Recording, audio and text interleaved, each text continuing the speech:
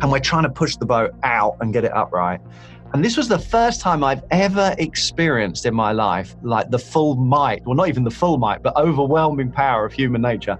We were young, fit guys in our 20s. And in 1 minute of giving it everything we've got, completely spent of energy, no energy left whatsoever, just absolutely exhausted.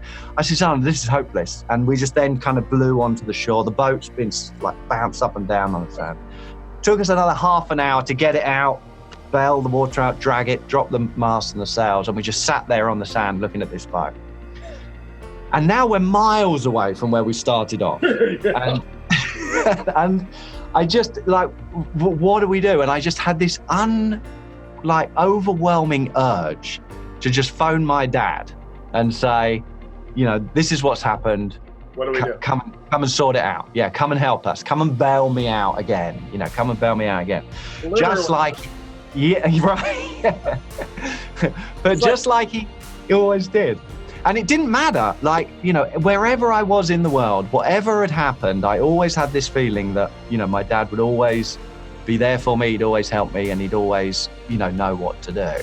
He was there when the bailiffs knocked on the door when I was in debt, when the police knocked on the door, when I had to go to court, letters home from the school. Some my friends' parents phoned him up one day and said that I owed them money, and all of these different things that none of them too bad, but just like one thing after another. And he was always there, not really angry, not really in judgment, just like dealing with the situation and trying to help me and trying to bail me out.